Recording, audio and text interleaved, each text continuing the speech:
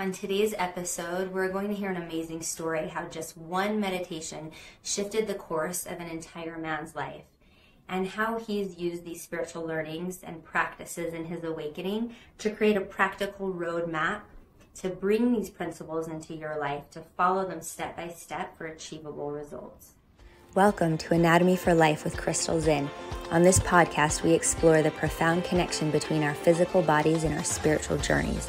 I firmly believe that our bodies hold the keys to our healing and serve as our most valuable teachers.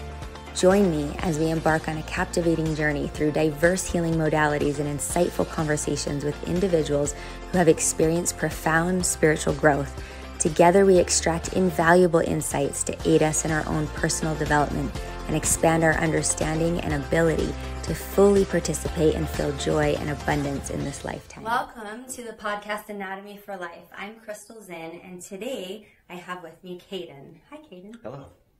Thanks for coming today. Yeah, thank you very much for having me. I appreciate it. We've had a couple amazing conversations already. So today's we're just going to flow and be expansive, and you guys are so lucky to be able to hear him in real time and some of these things that he coaches people on and puts out in the world.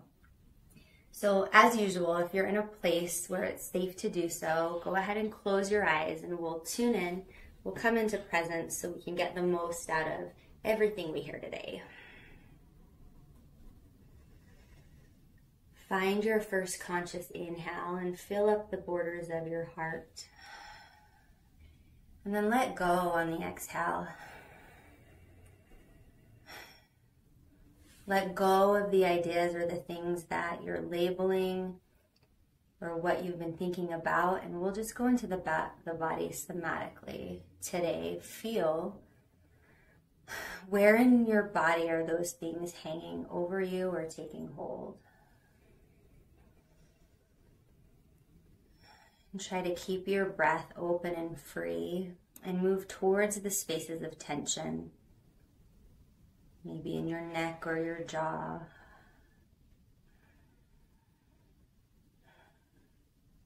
And cultivate deep trust. Like it's okay to let go of thought and mind.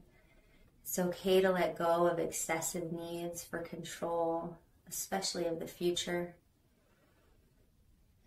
And I am enough. I am adequate right now.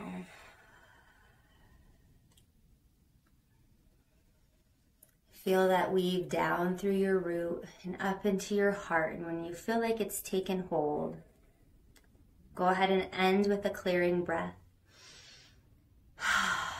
And come back. Blink your eyes open. Sometimes they offer deep concepts in these tune-ins, and so it would be okay for you to just start to consider those ideas. You don't have to feel like an expert. But we're back. So I want to let you guys know, I actually met Kayden really serendipitously. I was having a business meeting in a coffee shop, and the cutest girl who worked there came running up to me and was like, I couldn't help but overhear the things you were working on and creating. And I was like, are you interested? Do you want to sit with us? What kind of conversation's going to unfold? And I did not expect her to say, you have to meet my brother. And I was like, okay, I do then. I will then. And me and Kayden ended up connecting and having a beautiful conversation, and now he's here. And I think that we can trust in that. And that's how things happen. Yep. That's how things have been happening more in your life lately, huh? Oh, a ton. And it is funny because that's not something she would normally do either. So the fact that she did that, I was like really proud and like really grateful too that she would do that and help us create that connection. That was very, very cool. So cool. So Kayden is a spiritual and personal development integration coach. He's also a father, cutest little kids, husband, and seeker. Is there something you would want to add to that introduction? Nope, I think that sums up as much as we can on the outside. I think the seeker piece there at the end is important, and something I've tried to really pay attention to as I've gone down this journey is that the more that I end up learning, the more I end up unlearning. So it's just like truly, do you have the guts and the heart to keep seeking? And so I try to really embody. Yeah, I love that. More like a path. Mm-hmm. Also, like when we always hear, the more I know, the more I realize I don't know. 100%. Yeah. I was just thinking of that this morning. Would you be willing to tell us whatever you feel comfortable about your before and after, or a little bit about your history, what led to this catalytic event? Yep. So the before, I grew up in Utah, which is a very predominant religious place for a very particular religion. I didn't belong to that religion, but I never had any issue with it really, and I felt like a bit of an outsider though, so I think that's just, I always felt a little bit on the outside of religious and spiritual themes, because I didn't like fit this one main one. And as I kind of kept getting older, I really wanted to find and establish who I was, what myself was. In fact, some of the first couple of tattoos I got, it was really funny. Now in hindsight, I know I got them purely to look a little bit different than every other blonde-haired, blue-eyed guy that like lives in this valley. Oh. Now I get them for different reasons, but anyway, just a funny little side note.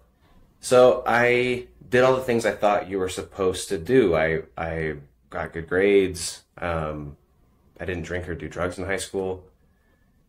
Went to college. Some of that stuff changed in college, but went to college, got my degree, but I hated my college experience, and I was just riddled with depression and anxiety the whole time, all throughout high school, all throughout college, but I just chalked it up to like, my parents, something my stepdad used to always say to me, don't bitch about it, be about it. He used to always, like, you don't complain, like, you just go.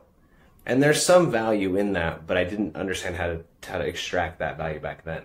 That meant back then, like, my feelings and emotions were invalid and not worthwhile. So I just bottled it up for a very long time.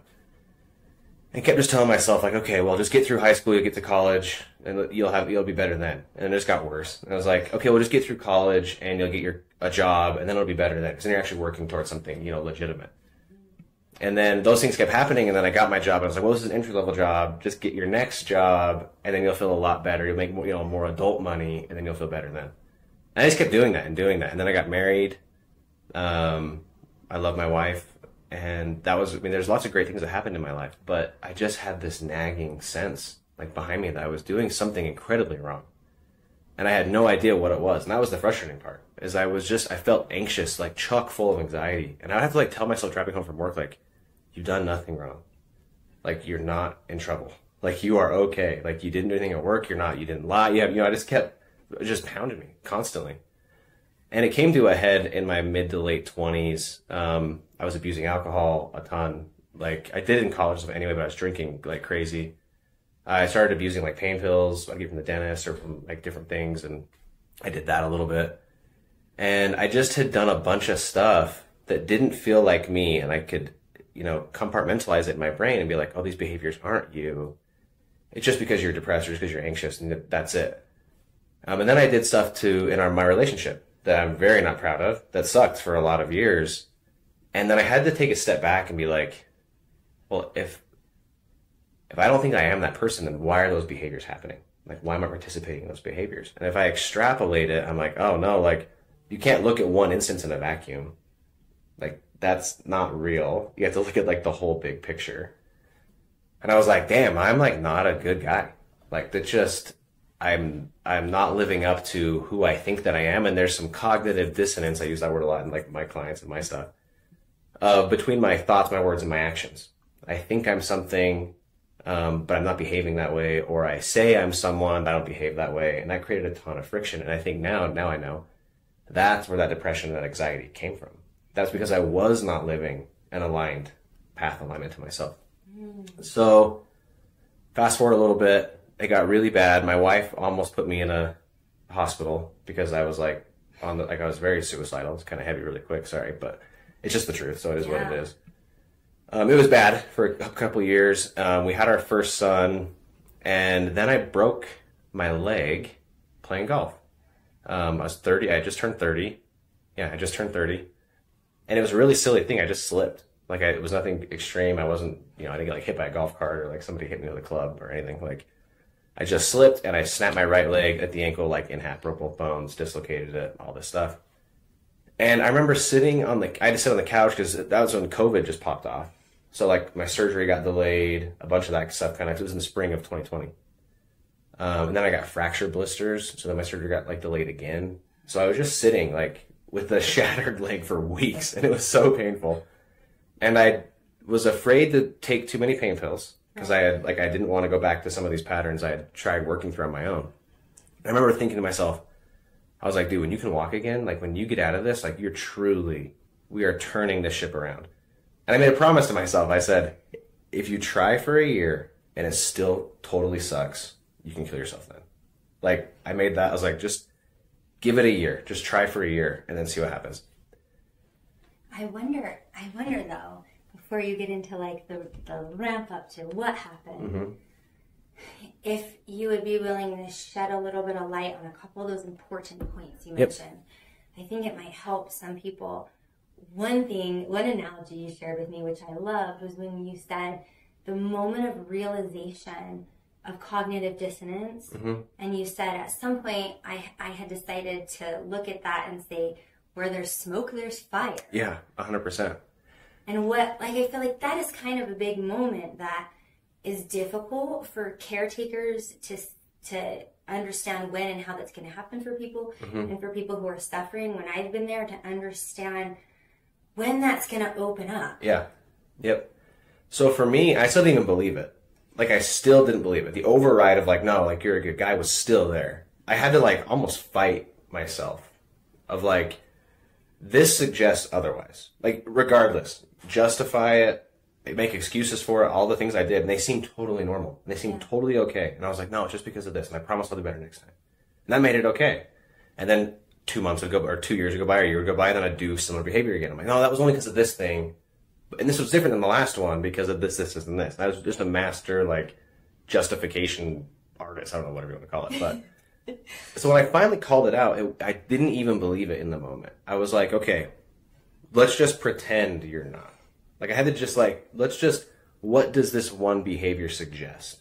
This one time. This suggests that that's who you are. Like, you did this thing.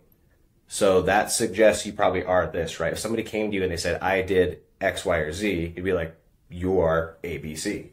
And I had to tell myself that. And I didn't believe it at first. I was like, no, we're not. But let's just pretend and go with this thing for a minute that maybe that's true. Yeah, I love So it was hard. That's really hitting home for me, and maybe for some listeners, because there are some places like that I can see in my life too, where it's also like, well, you're really healthy and you're really in shape and you do your meditations every day. And then when like things aren't correlating in my life, I sometimes have to sit down and say, well, actually, you haven't meditated for 14 days. Yeah. So that actually suggests, and you didn't go to the gym, and you did order pizza and drink Diet Coke, right?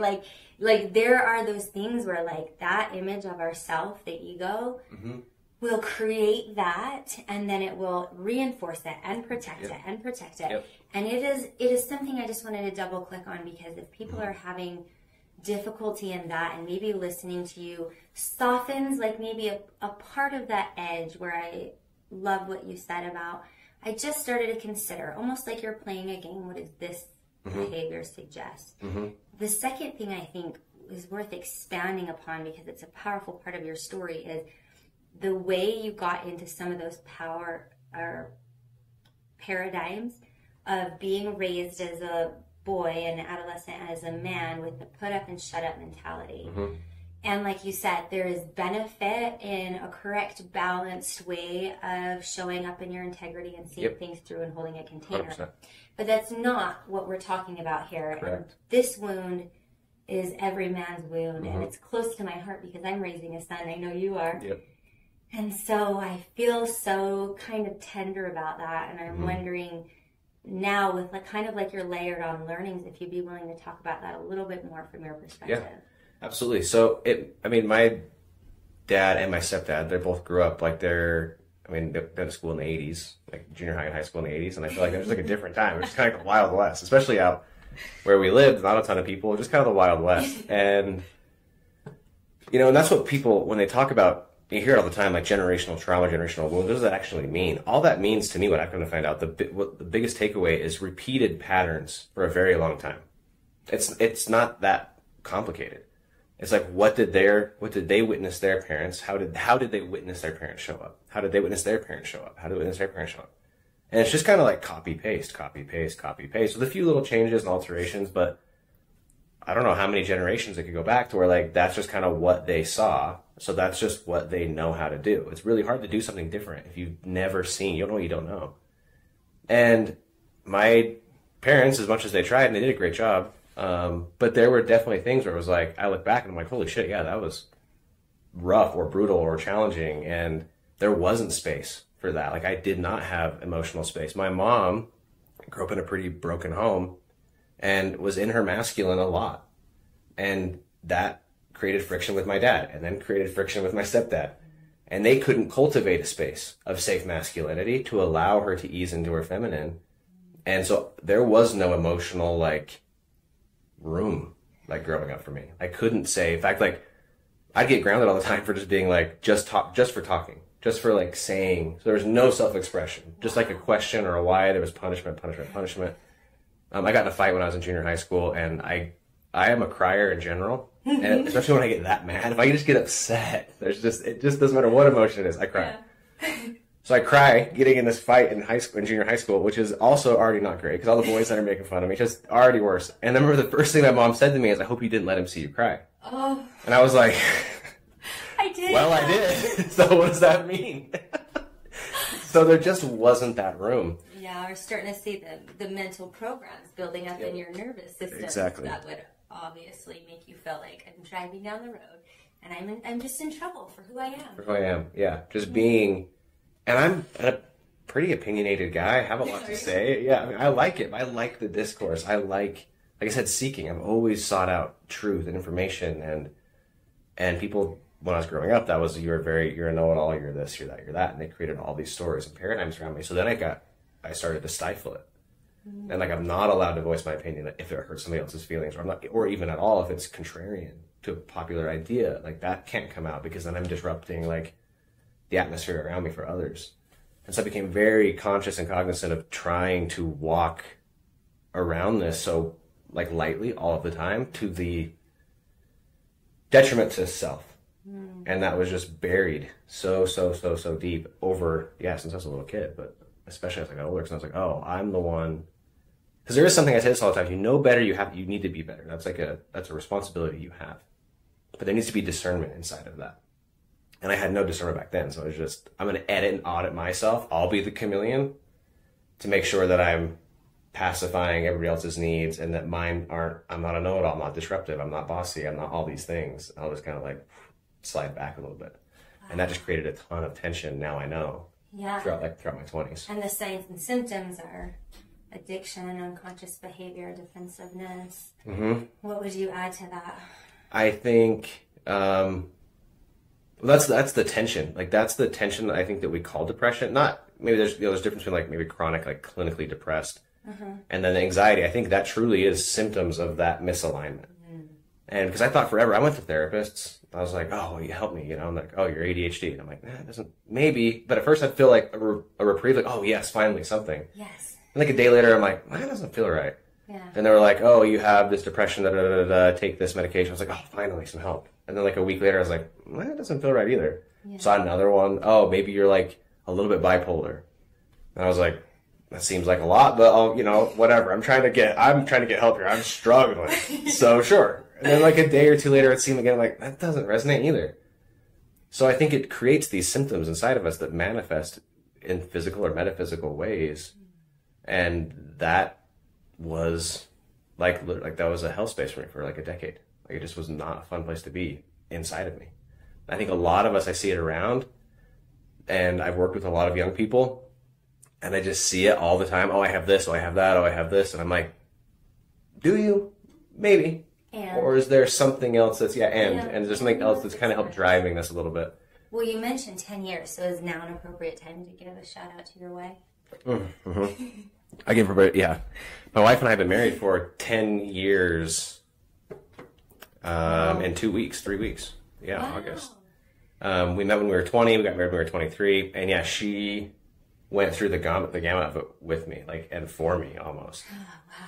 And I got emotional talking to you about it on the phone when we first talked a little bit, because without her, the pre kind of catalyst, pre-30, she shouldered so much that I was so unaware of. Like, I didn't know, I just didn't know. And I feel so bad for her and me back then, because I'm like, you just didn't know what you were doing. And it's like, it's heartbreaking to think about what I put her through, just so unconsciously. Yeah.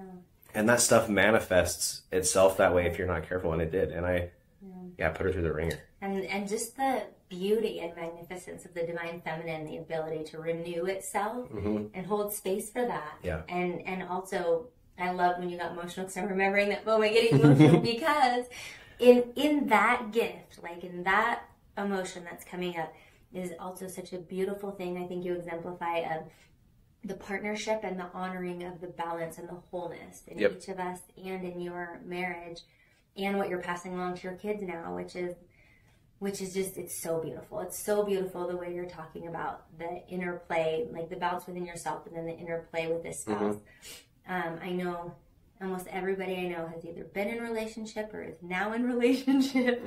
And I wonder, probably a lot of your clients are coming to you for coaching with relationship stuff. And so you do coach people in that, and you do have some lived experience with that. And it's a beautiful place you're working from right now.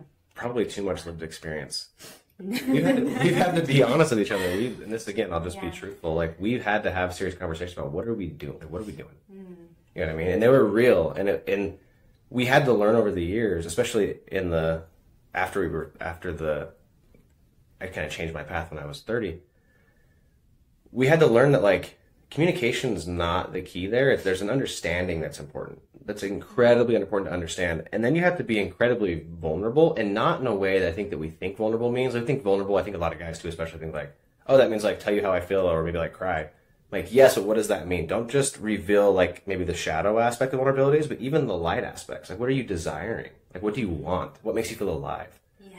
I think a lot of men don't expose that vulnerability either, because it's like, we don't think of that as vulnerable, but I realized I was sheltering and covering up a bunch of my desires and wants out of our relationship, how I want to interact with my wife and how I want a relationship to look and be and feel inside my heart. And I was like, oh, I haven't told her this. Like, well, no wonder we're having like, she's like playing blind here. Yeah, like the divine feminine wants you to get in the boat and start rowing. Yeah, start rowing. And have a destination 100%. So that she can hop in there. And that can be okay. Let me help you. Let me help you. Yeah. And I had to like take that lead. And not lead as in follow, but lead as in like, there's like some inertia, that energy has to get moving forward. And I have to create a foundation. Like, there needs to be like enough rotations that she can see move, where then she trusts it to keep moving. And then she can choose to get in rhythm with that too. And then that will give me a little bit of a boost, the masculine, a boost behind it to keep that rotation moving forward. And then it gets bigger and goes like wider. And then it just kind of keeps circling a little bit faster and a little bit bigger. But I had stopped that. I had like jammed a rod in the mechanism in, my 20s, behaving like a jackass. And so I've had to restart that whole thing. And I've had to restart it on the idea that I just hope I've created the inertia. So I'm just waiting and creating that moment, and she's fine. She's letting her energy be pulled into that as well. And consciously choosing to. What a beautiful little golden nugget that you gave us, that you called the passion and desire and revelation of that in a relationship vulnerable. Thank you. Yeah, you're welcome. It hit me like a ton of bricks, like maybe like a year ago. Yeah. Where I was almost embarrassed to tell people what I wanted and desired. I was like, that's interesting. Why am I embarrassed by that? That's fascinating. And I'm like, whoa, I have not like said out loud what I want or like what my heart desires. And then I was like, in any area, like weird. We think we do. Oh, I want that. That's cool. That seems, but it's like very external. I'm like, no, what is like my heart? Yeah. Like there's a longing and you can feel it and say it out loud. But we're like embarrassed, especially guys like, oh, I'm like embarrassed to have like a loving, longing, romantic relationship. Like, why was that so hard to say? That's crazy. Yeah. But I feel like so many guys are like, they don't know how to like express that. At least not the ones that I know.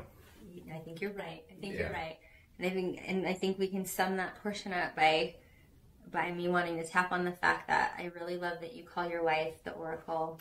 She's an Oracle. And I just really hope everyone follows you after this and taps into your talents if they feel called to, because I hope in the future there's a podcast with you and her we can listen to. Like I said, I call her the Oracle, an Oracle to me, because she has these little pings, and I ignored them for a long time, and hence I think there was some tension. Yeah. And then now that I'm like really aware of her power and like craving it and seeking it and allowing myself to like use that, every time she speaks now, the tone's different. I can tell when she's like tuned in and tapped in. Yes. and when she isn't. So when I hear that difference or feel that difference, I like jump almost immediately on what she's saying. I like grab my notebook. What was that? Like, say that again. Like, I should do what? Call who? What time? Okay, like exactly trying to get it. I heard a vibration. Because she just doesn't even know she's doing it, and it just like comes out, and I'm like, oh, you're right. I'm like, you should do that. Because so many times I'd see it in hindsight. Like, oh, remember 6 months ago you said this thing? Well, you ended up being right. Yes. She's like, why do you wait? I'm like, I don't know. I just don't believe you. Yeah. And now I'm like, wow, what a silly, ignorant like way of me to behave. And now I'm like, whatever you say, I'm now like, you just grasp onto her spiritual gifts and help her expand them. Oh, yeah. Yes. That's amazing. I was once taught a shamanic practice where they said you can call that out of anyone, and that is a powerful thing for the divine the divine masculine to know. That's a powerful thing for a partner in a relationship to know, that you can call that. You can call that right down out of someone. You can say, like, to spirit or divine guidance or Baba for the next 5 minutes, whatever this person says is going to be a message from the universe for me. That's cool. And then you let them back into their sovereignty. So you don't hold on to that forever, but you can, if you need messages, you can call, because we're all just pieces of the universe in manifestation, right? We're separate and we're one. We're separate and we're one. And you can tap into that oneness. So I can say, I need something. Whatever comes out of Kayden's mouth in the next 5 minutes is this. And you can open that channel. But in doing so, especially in partnership, like you said, that analogy you gave as the inertia and momentum winds around, winds around, and winds around, you just find deeper and deeper levels of having that come into congruence and catalytic energy. So I wanted to share that. That'll help the listeners. You guys should do that. And that's also, cool. I like that. Let's do that with your partners. Like that. What a beautiful thing for you to say, we're in this. We're in this discussion. We're in this transformation. We're in a deciding thing. And open the channel to the divine, and then use her oracular power. Yeah, she is crazy powerful. Sounds like she's got a lot of spiritual talent. She has like no idea. So I was just like floating through the universe, and just like da da da. I'm like, you are insane. This is crazy. Like, you know what you're doing like right the now. insight and the information. I'm like, whoa, this is wild. What an amazing woman to have. As I'm very, very mother blessed. in your family. Yeah, Thank you for sharing that. Thank you for sharing your tenderness for her. Such a beautiful example to us. Thank you. Okay, so maybe we can go back chronologically to all of these things playing a factor, and then the build up to your legs broken, you are feeling suicidal tendencies, and you've given yourself a year. Yep. So I told myself, like, hey, when you can walk again, like when you're out of this, like you've got to like really figure this out. And I was like, hey, deal. Like made that deal with myself. And saying it now kind of sounds melodramatic. It's kind of funny. Like it's pretty dramatic if you like say that. But the space I was in, it made sense. So you feel it when you're there. I feel it when you're there. So I totally understand people say that. And like I totally get that feeling. It's so hard to describe when you're there. It doesn't feel like there's any way out of it. So I was like, just try to buy a little bit of time. And anyway, I'd heard of meditating. I had never like meditated. I'd heard of it, you know, people talk about it. And then like, I feel like, I don't know. I was probably like really into the Joe Rogan podcast or something at the time. And somebody talked about something spiritual, or you'd hear just themes or terms. And I was like, so I looked it up. I like downloaded an app, and I was like, I don't really want to use an app. I just want to kind of do my own thing and just kind of see what this is about. And I did, because I read a thing in like, I don't know, some newspaper or something that was like, oh, meditation shown to like reduce anxiety, blah, blah, blah, blah, blah. So that was my only goal. I was like, I just want to reduce the anxiety, because that's like impacting my day to day. Like I'm having a hard time functioning, and that's making me drink a lot. So I got to start there. Oops, sorry. I got to start with that. And like the first time I meditated, it was like, I only set my alarm for like 5 minutes, and I like closed my eyes, and like immediately my skin is just like buzzing. There's just like chills and buzzes and like goosebumps. I was like, this is crazy. I'm like, what is happening? And I had no idea what was going on. The timer goes off, and I was like, oh, that's kind of cool. It feels interesting. And I felt like expansive. Like there was, like I was in a room with my eyes closed, is what it felt like, but I'm in a regular room. And all of a sudden the room got like bigger, and I was like, interesting. So the timer goes off. I was like, okay, great. I'll try that again tomorrow. And like, so I try again like 2 or 3 days later, and I set my alarm for like 15 minutes. And as soon as I sit down and close my eyes, I'm at the edge of my bed in my room. My wife's asleep. It's like midnight. And I'm sitting there. I'm like getting like my heart is racing a little bit. Reminiscing. I'm like, oh, it was such a crazy experience. And also, this is not everyone's experience No. in meditation. No. Don't try this at home, is I guess the warning. But and maybe do. Maybe it's what you need. And this is what's so good about, this is why I love God and the universe so much. And in the moment, it's hard to recognize that, like we said about something else. But after the fact, it's like, and I can talk about this a little bit later, but I remember sitting there and I was like, looking at my wife, and I was just like in her house, and I didn't know what any of this meant. I was like, help me level up. Like, I'm asking, like, please help me. I remember saying, raise my vibration, which again, had no idea what that meant. I was like, yeah, that sounds like a good thing to say. And I was like, help me level up, help me become like the man I'm supposed to be. Because I know I'm doing it wrong. I don't know where or how or why. I don't know what the issue is. And so I start meditating as I'm asking that, and I'm just getting flooded with chills, and it feels good and it feels positive, and I'm like, oh, I should like keep this up, like I should keep saying those kinds of things.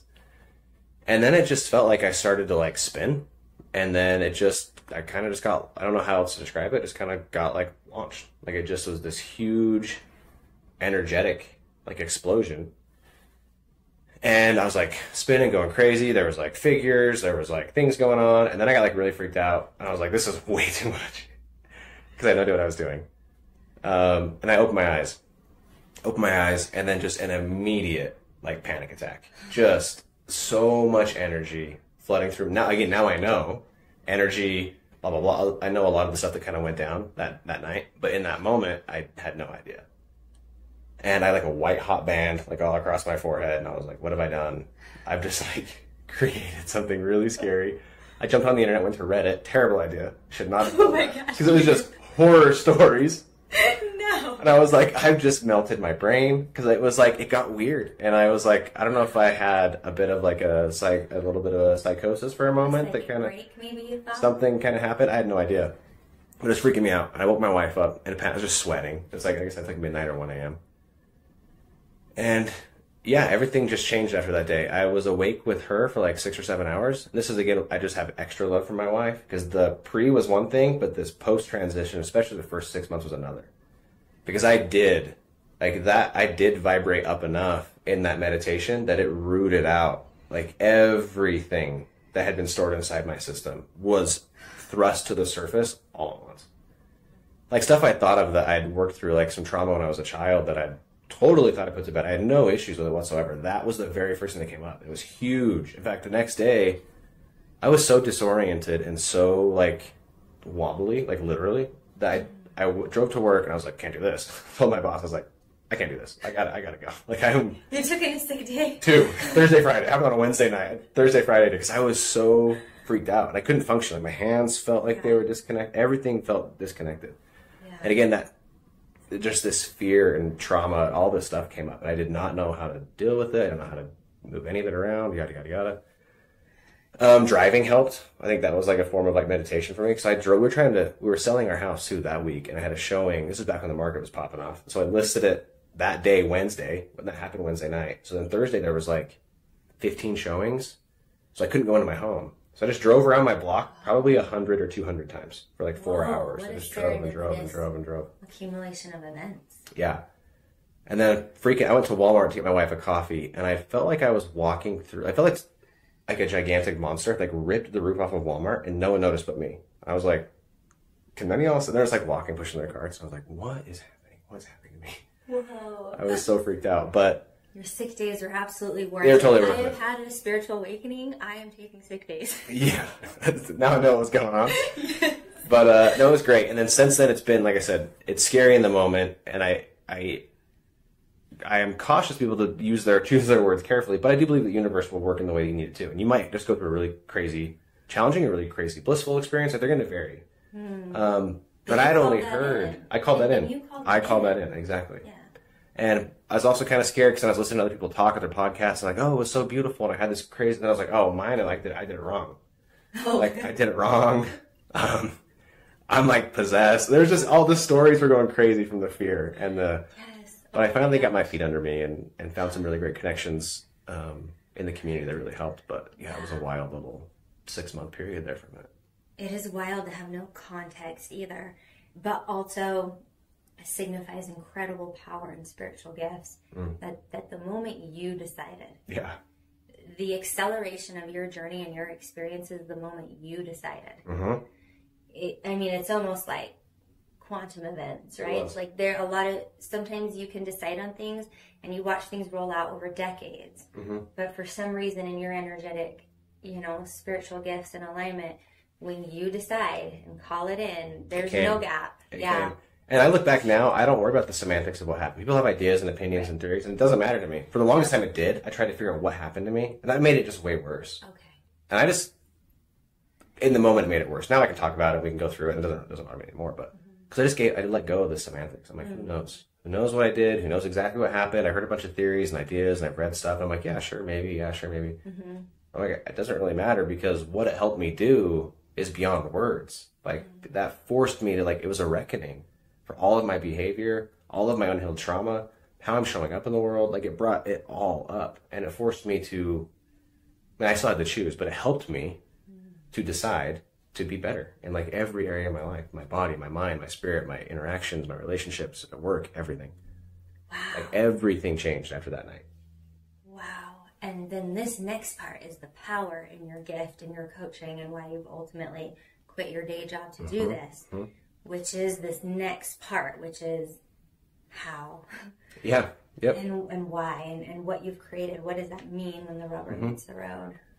So the first year after that, like I said, I was searching, reaching out for external inputs to help me resolve my own issue. But then I realized I was just pacifying that internal need for peace and for safety. Mostly safety. Actually, not even peace. Safety and relief is what I was seeking outside myself. Okay. And I had read enough at that point and learned enough that I was like, I truly believed that everything I ever will need is inside of me and in the divine. And that's all I ever really need. And everything outside can be useful. It can be helpful. It may help things along. I said, but it also can be detrimental. It can be distracting. It can be a sidetrack. And so when I finally let go of having to figure everything out, what happened, and label it, and very analytical, what happened? Okay, what are the resolutions? How do I fix it? How do I change it? How do I get over it? It taught me that the first little bit was purely surrender. It is what it is at this point.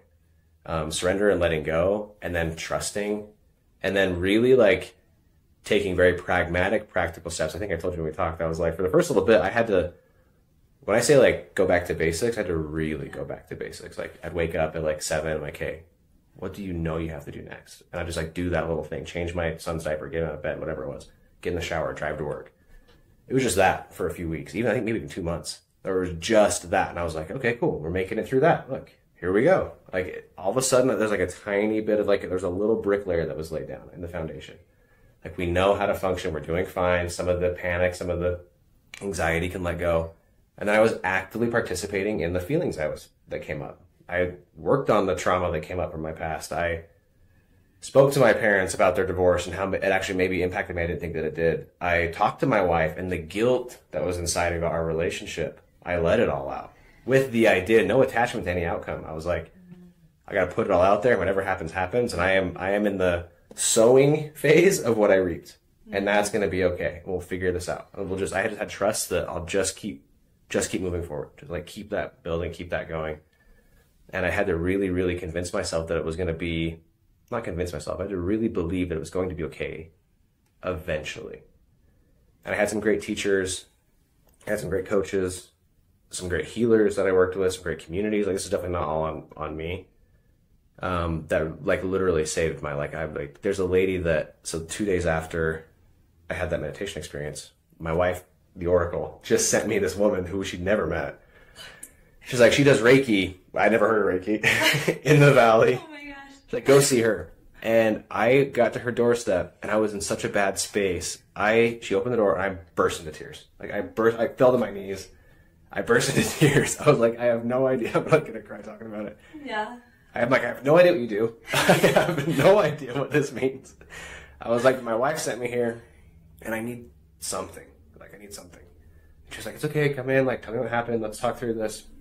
And then I saw her every week for a year after that. And she helped me through so much. And it wasn't even who knows what it was, but everything we did massage work, we did, she was going through massage therapy school at the time, we did shiatsu, just a bunch of random things, whatever I felt kind of compelled to do in the moment. And it was just enough to ease the tension, like just a little bit that day so I could like get through that day. And yeah, she was the best. So there's a lot of folks like that I met that were just incredibly beautiful that I will like, in fact, I text her. I don't see her a ton anymore. She's gotten really busy at work, and for her, like, I'm really happy for her. But every few months I'll think about her and text her. I will after this probably actually. I was going to say, you just reminded me of someone I have to text. I'm just like, I just always text her, like, I love you so much. I am so grateful for you. Like, what a gift you were to my life. Like, thank you so much. We do. We have a soul tribe here and in the beyond, and we are very connected. Yeah. Oh, I love that you mentioned that. So I'm learning the big macro stuff, the terms like surrender. I keep hearing that. I'm jumping into books and scripture and whatever I get my hands on. I'm just trying to learn and read and enter the scope, and hiring different coaches, different groups, like very different, like from very scientific based physics stuff, biology stuff, to very like psychedelic stuff, to very orthodox religious stuff. Like I'm just kind of comparing my notes here. Yeah. And then I realized that what had helped me the most when I started this program was I had this realization that, like, I truly believe that we are spiritual beings having a human experience here on the earth. So then everything all of a sudden fast forwarded to like, holy cow. So the impact needs to be very three-dimensional.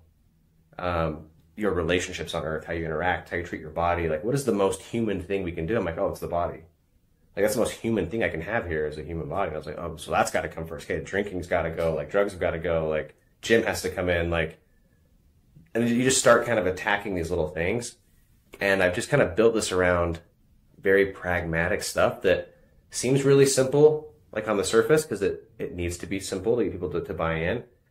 But over time, they learn these concepts, these bigger concepts that allow them to go a lot farther in life later. And when I go to the gym, it's not about the gym, even. It's about the consistency. Can I develop consistency? And what does that mean? Not even discipline anymore. It's like, can I develop self-trust? Because if I can trust myself here, I'm going to slowly, my higher self will allow me a little bit more space, and like my ego will allow me more space. They'll let me work a little bit more in unison with them together to then make conscious choices and decisions. Like, oh, this guy, we can trust him. He said he's going to do something. He follows through. Okay, cool. We don't need to step in to protect his pain or cover his shadow or whatever, yada, yada. We can trust him. And it sounds like a silly, well, that's just one little step. But that one consistent thing we do every day, if you tell yourself I'm going to the gym tomorrow at 6 a.m. and you do it, there's a tiny little micro win. There's a tiny little micro win. And all we're trying to do is just stack hundreds of those micro wins together.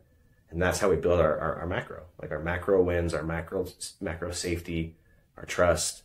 And ultimately, I feel like our purpose is pulling that authentic self out, that full authentic self out of ourselves and giving it to everybody else in the world. That's like everybody's, in my opinion, kind of main purpose.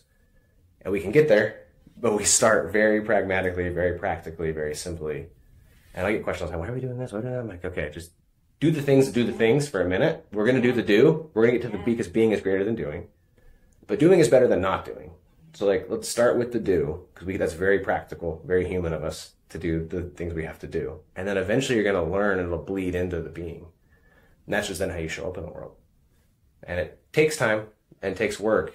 But I've learned that, like, from my lessons and gifts and insight that I've gotten, it's the practical, pragmatic stuff that stuck the most, that gave me the most inspiration, and had the largest impact, I think, in my life, in my community, and my work, if that makes sense. It does. Cool. Thank you for telling us about that method and that map, and using your experience and your lived things. That's the true definition of a seeker, right? Mm-hmm. Because a lot of us are not afforded those roadmaps and those teachings. And the ones that have to create it for themselves, I think, have a powerful way to tap in and people that they need to reach. Mm-hmm. And so I love that about your teachings. I'm also feeling a desire to ask you if you would maybe show us an example or give a gift here today about a theme that keeps coming up for me personally as I'm circling back to a deeper learning, and also in the collective conscious. I have felt in meditations, I've got a lot of material I'm putting out there on the second chakra this year, and also on feelings of guilt, which are the demon of the second chakra, and how that does interplay with authenticity and voice, right? Mm-hmm, mm-hmm. Because you mentioned your answer to a lot of the trauma was repression and like assimilation, like creating a persona and then stifling things down. Mm-hmm. I personally feel willing to be a little vulnerable if you want to enter there and use me as an example, or just kind of play around that subject where I, in my life, also am feeling a lot of guilt around the not being able to show up at a certain level. And it's perpetuated by what I do for a living. Right? And there's something there. A lot of the people I teach are facilitators and healers. Like I teach teachers, which just feels like you're piling on. Like when you coach coaches, you are really piling on some deeper pressures and questions about where can I hold space for myself to continue transmuting my authenticity. Yep. Yeah. So there's a couple things. I think people, and there's two things. It's starting to fall into place a little here, where if there's a concern about your value to those who you're teaching, if you're teaching people at a pretty high level and you're feeling a little bit of guilt, is that part of it there? Yeah, that's part of it. There's two pieces, I feel like. Yeah, part of guilt and being able to show up as the thing I'm purporting to be. And then also guilt around when I'm not that, when I don't meet expectations that I put on myself or other people have put on me, or I do have to speak my truth, which then may disappoint people or move things. The guilt is immobilizing. Right. That makes sense. So for me, like how I went through this and how I'd recommend this like to my clients is there's two little pieces. And I'm going to talk about the first one because it came up. Maybe this isn't exactly relevant to you, but I like this piece a lot. And this is some of the compression. So I'm very big on compassion and compression. We need both. I can accept you as you are, and I try to my best. But there comes a point where the stories you're telling outweigh the compassion, and I have to drive a wedge in the story. Right? Hence comes the compression. Yes. People don't love the compression, but it's very, very valuable. Very valuable. So something with that, like when I had somebody come to me and they were talking about imposter syndrome, or maybe not showing up the way they want to show up, and yada, yada, yada. One of my coaches told me, and this is something I've taken away at big time, is there's actually some arrogance there in imposter syndrome. Like, why do you think you have to show up in a way that's beyond what you've learned or dealt with yet? It's a little bit arrogant of us to assume that we're going to know all of the answers, like right away, or like be high enough right then. Maybe we haven't gotten to that level yet. Yeah. So we need to like let go of our ego self, like being like, it's a little arrogant. Like, why are we assume we should be at that level? Like, have we climbed the ladder? And then if we have, then you have nothing to worry about. And it's like you can let go of it and be like, oh, I'm going to show up fully as I am, and that will be okay for this scenario for me. And it might not be okay for everybody else. But that's not my job. I am not. There's a thing I say a lot too. Own your own experience, which also means allow other folks to own their experience. If they have an issue with where we're arriving, where we're showing up, well, then that's on them to tell us. Like, I can't be the hero of their journey too. Like, that's not my job. That's unfair of them to put on me, for me, and that's really unfair of them for themselves. Also talk about a little bit of arrogance there. Like, you're gonna kind of dodge some responsibility of your own experience onto somebody else. I'm like, that's not very fair to you. You're robbing yourself of maybe some confrontation you need to learn through or grow through, or a conversation you need to have with somebody.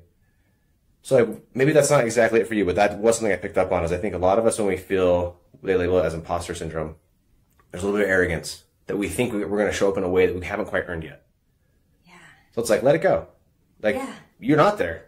Yeah. Like, maybe you did get a job you're not quite qualified for. You're not. So you are going to feel like an imposter because you haven't fully, in your body and self, feel like you've earned it. So you're going to feel some tension. Let go of it. Like, it's not serving you. You got to do your best. And then the second thing with guilt, the guilt piece of like, there's a boundaries thing that kind of came up for me there, but there's also like I go to a place that's like, change, leave, or accept. Actually, I like leave, change. Leave, change, then accept. Okay. Leave it if you can, change it if you can, if not, then accept it. And there comes a little time where like, we just need to let go of shit. And it's really easy to say. And one thing I always do with my people is like, well, how do I do that? How do I let go? How do I surrender? And I'm like, it's a silly little practice that I've done. I realized this. I was going to a grocery store and it was downpour rain. And I had to park in the back because it was like full. I think it was near a holiday or something, so it was busy. And I remember like getting out of my car and I braced against the rain and I was like running into the store and I looked up and everybody was doing the same thing and I was like, wait a minute, it just rained. Like I stopped running into the store. Yeah. And I remember I'm getting like chills talking about this because this is such a great experience for me where I was like, it is raining. I am getting wet. I was going to get wet either way. It's a downpour. I'm not walking in the store dry. What am I could feel the tension in my body bracing against this rain. And I'm like, this isn't anything bad. Like I'm going to be safe either way. I'm going to be wet either way. And I just like kind of smiled at the rain. And I just like walked in very peacefully and slowly into the store. And guess what? All the guys that were panicking almost like slipped and fell. And like it's hectic. And I walked in just like, yeah, we're all soaking wet. And so I try to tell people to find something like that. And people like cold plunges and cold showers for lots of different reasons. But that's one for me that's like, how do I give somebody an embodied experience of just letting go? Just learn what that feels like in your body. And then implement it. Because what you think you're doing, I call this feel versus real. What you think you're doing versus what you're actually doing are generally two very different things. So we have to feel it. What does that actually feel like? And then we can implement it in our real life over time. Oh, I love that. That was the feel versus real integration we wanted to hit on. And I do know that feeling really well from all my physical practices. And so that is solid advice to take the thing, the conversation you're dreading, the relationship you want to change, the things you're growing into that are a little bigger than your shoes right now, and then take that rain example or your cold plunge or your yoga example, your medicine journey, whatever it is, and put that on your body. Put it on. Put that on in that scenario. Yep.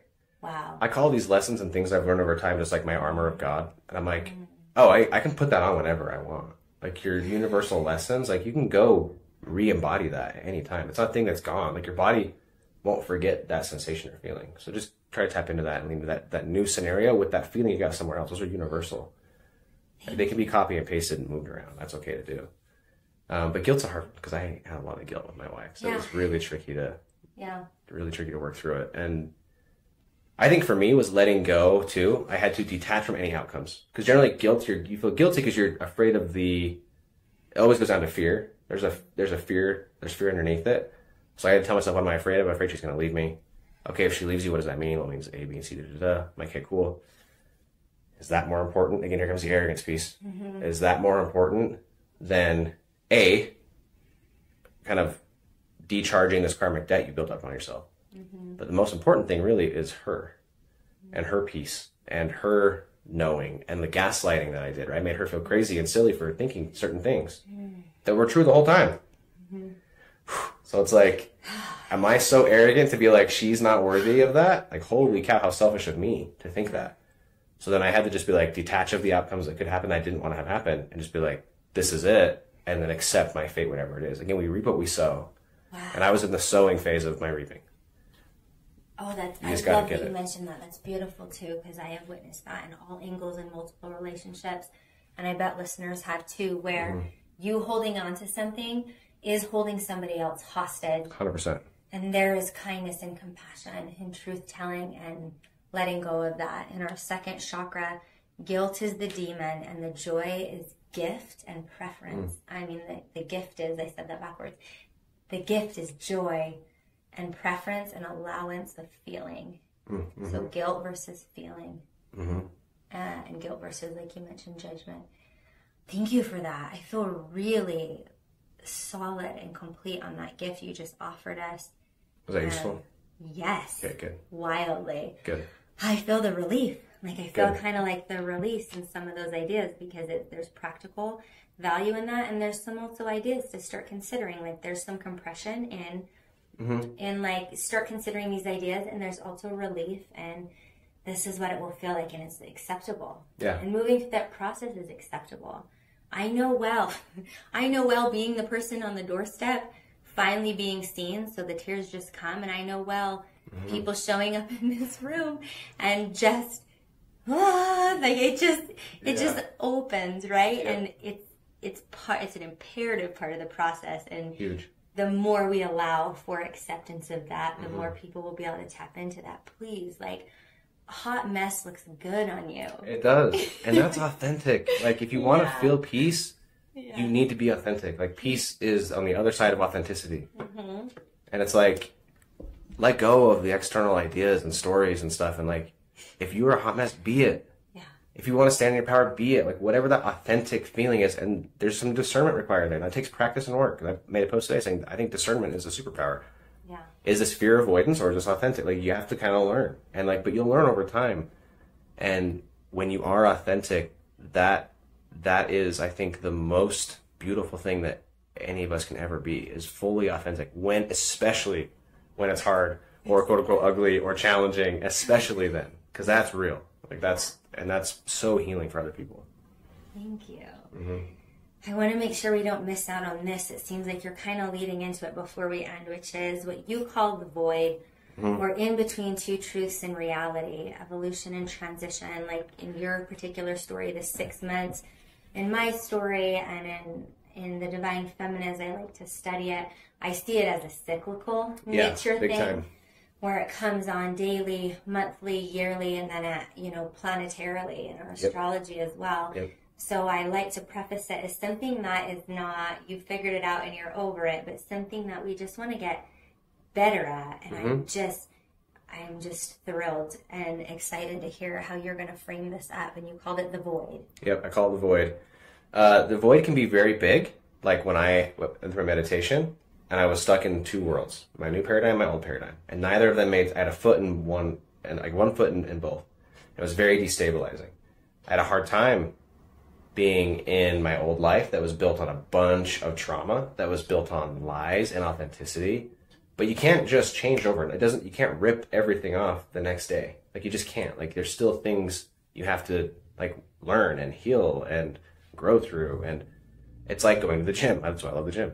You need reps. Like, you don't just walk into the gym and squat 500 pounds. That takes practice and time. So being stuck in the void, I've noticed a lot of people, and that's like the big macro side, people get really freaked out by it because they're like, oh, I need to move to a compound. I need to do all that. I'm like, awesome. I love that for you. Can you do that tomorrow? I'm like, well, no. I'm like, well, what do you need? What do we, let's slow down a little bit. Because lots of stuff happens. And I have two examples I'd like to give, if that's okay, on the void and how they can go different directions. Like for me, one of my big ones was my corporate job, where I was like, this ain't it. Like, energetically, I was there for 10 years. I became a director.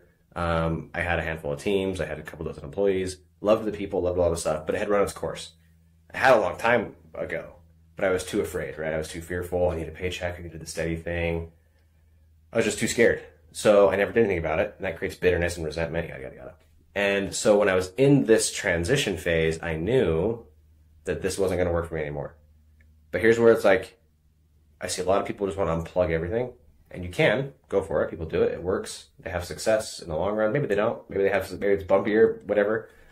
But what I think is helpful is holding two truths at the same time. I am ready to move on, and I am ready for a transition, but I am still grateful for this thing where it's got me so far, and I still need to use it for a little bit longer. And that can be okay. Like, you can want a different job and still use this one for the next 3 months or 6 months. Now, again, discernment is key. Why do you want a different job? Where are you going to go? Where does that take you? You need to find out the real reasons. Is it fear avoidance? Is it whatever it might be? Is it still based on trauma? Is it still built on lies or stories? Or is this the authentic expression of yourself coming through? So you can hold those two truths. So there's one example for me was my job, and I did quit. It took me about 7 months because I was like, I needed to save some more money. I had a mortgage and 2 little kids. Yeah. So there's some discernment there on when that's practical, because we're still human beings living in a 3D reality that you have responsibilities. Yeah. So that void can be tricky. Yeah, and thanks for allowing space for that. Then the second one was my relationship. Same thing. It had been not great for a long time. And so the same feelings came up.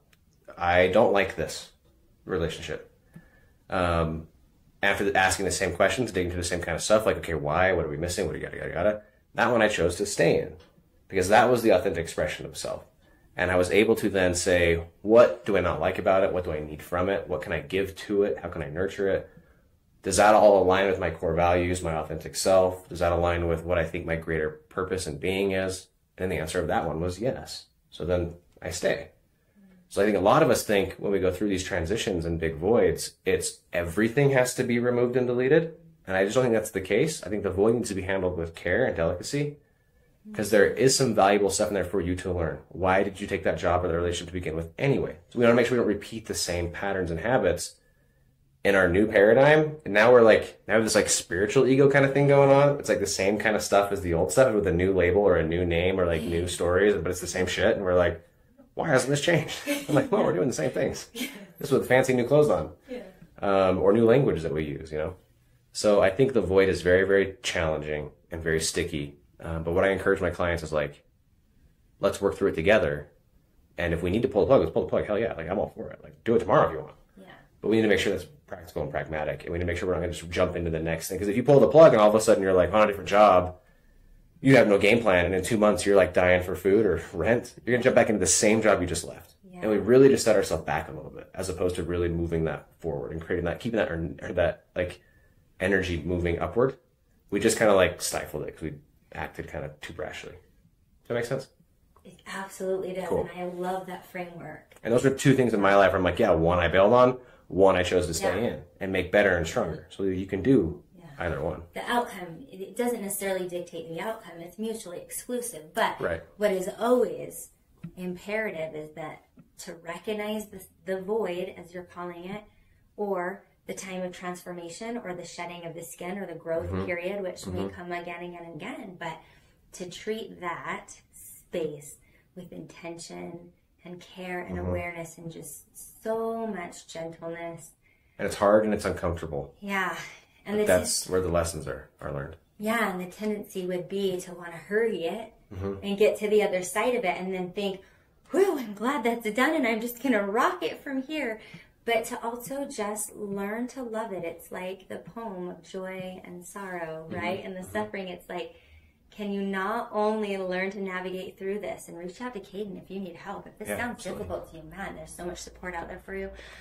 Someone who can stay in it with you and encourage you and hold your, we can't do people's work for them, but we can hold people's hand through it. And my hand's been held through it, and I hold people's hands through it. And yes, and I love that. I love how you framed it up. I love calling it the void, because the void also is what a lot of times we call the divine feminine or the yin, and the sitting in the yin longer with intents to feel more as opposed to accomplishment is kind of the theme there.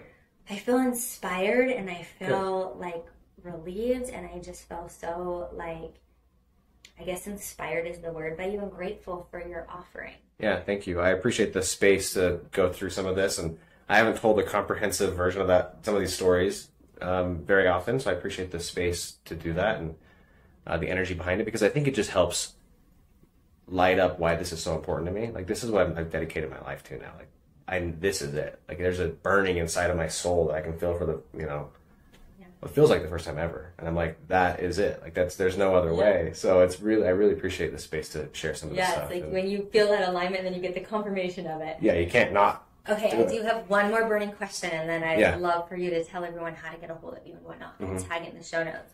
My last burning question is, what were your 2 first tattoos? And why do you get tattoos now? Okay, so this is more embarrassing than all the stuff I already talked about. Even the stuff I said about how I used to behave. That's how silly this was. But no, it's okay. They all tell a story, right, I guess. I don't know. Although half of them are being covered up now. So I got a tattoo on my leg. That was my very first one. I was 18. I went to a really shitty shop here locally. And this was in 08, right? So before, I mean, tattooing was just kind of becoming like mainstream a little bit. Yeah. And there wasn't like Instagram to like find really great artists and, see what's good and what's not. They were just like, there's the shop. Yeah. And my mom was always big on like, your tattoos have to have meaning, yada, yada, yada. All of a sudden I was like, all right, cool. So this just goes to show you how our minds work. It's so funny. But I give this 18-year-old version of me a lot of compassion and space for doing this. It is like a band almost like around the front of my leg.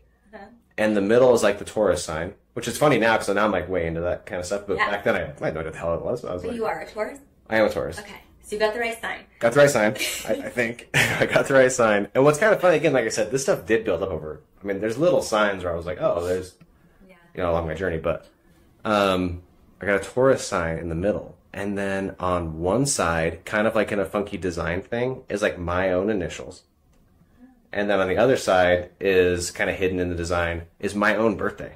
So I'm just like a very like narcissistic, like, I don't know, like thing that I created to have like, because I was 18, I didn't really And I was not in tune with myself at all. So I didn't know what anything meant to me. So I got that. And I look back on it, I'm like, what the hell? Like, your own initials and your own birthday. Like, did you forget? Like, me. why are you? Yeah. And I was like, that's so dumb. But I just wanted to get a tattoo, right? I wanted to be different. I wanted to be cool. And so I did that. And then my second one, I have a really, really bad one on my ribs, and I'm pretty sure is my third one. So hopefully, I'm not going to talk about that one. I have one on my arm. I'm covering most of it up now. But it was just Roman numerals of, like, family members' birthdays. Okay. And I was like, yeah, that's a thing. Like, they're important to me, right? Yeah. I decided that. And those were kind of silly. Now I get tattoos because I found a style that I like. These ones on my left arm I really enjoy. And I feel I really enjoy paradoxes. Like, I love a good paradox, like in life. When things seem one way but are another, or you think there's something and it's way different.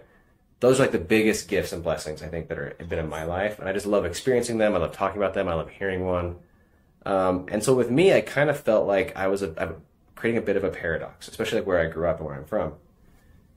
And the way I picture myself, I do this thing with my clients all the time where we sit down and like we'll meditate. They do it on their own. I don't do it with them because I want them to take as much time as they want.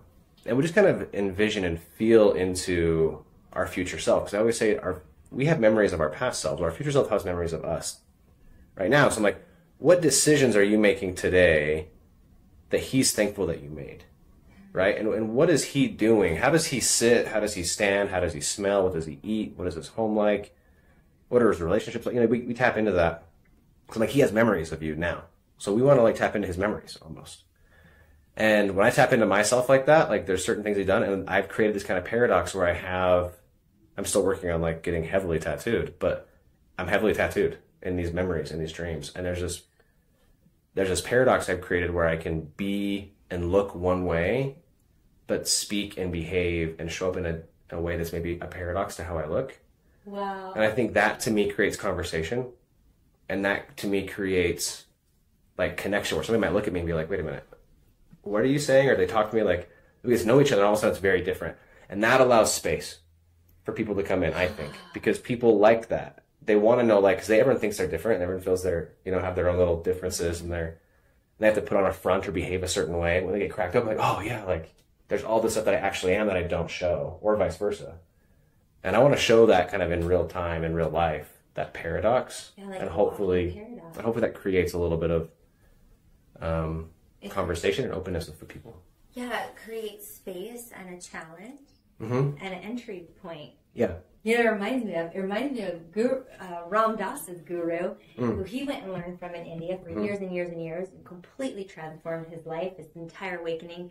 Ram Dass is the guru of compassion, and his guru was so amazing, and he, worshipped him and paid homage to him and loved him so much, and wanted one day his friend to meet him. His friend he wanted to impress, and he wanted to get validation, like, this is my guru, right? Like, and he brought him to India and visited him in the ashram, and they got, appearance with him, and he brought his friend in, and his guru said nothing.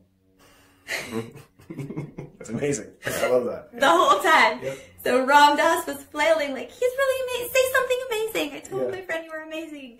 Transform his life. Do something. Yeah. And he did nothing. Just did nothing. That's the best. I love those stories. And then they left. Yeah. So there's my gift to you. There's the paradox. Thank you. For today. I love those stories. I don't know. Maybe it doesn't do what I think it will do. I don't really care. I also just like the art and like whatever. But I just love a good pair like that. I love those lessons where you're like, oh, I had an attachment to outcome, or oh, I had perceived, I had some preconceived notions, or I had whatever. Again, here I think I get a little arrogant, thinking I know the outcome, or I know what's going to happen, or I need external validation, or whatever it might be. Those pop up with those inside of a paradox. Right. So I love those. Oh, thank you. Yeah. So what's the best way to contact you? And I will also tag this in the literature. Yep. So the best way is you can email me. So we put my email address there. That's a great way. And then my main platform is on Instagram. It's just Kayden.coach. So I'm pretty straightforward, Kayden .coach, and you can message me there. So great. Those are the two fastest ways. Wow. Well, I'm so grateful for this conversation. Yeah, me too. I'm like, whew. You come to share. I know you felt like you climbed this huge hill, and now you're like, ah. Yeah. No, it's so wonderful. I really appreciate it. And you guys know you can always reach me at crystalzenyoga.com for all my offerings, online courses, which come out right now twice a year at zenyoga.com. And I'm also on Instagram for any new retreating and collaborations. Stay up to date with that. A lot of people who come on the podcast, we end up doing collabs and things like that. So lots of things out there, and always message us questions, comments, what you want to see more of, and we'll end with that. Thank you for listening. Thank you. Follow me on Instagram at Crystal Zen Yoga for workshops, retreats, and online courses, and have a beautiful day. Sat Nam.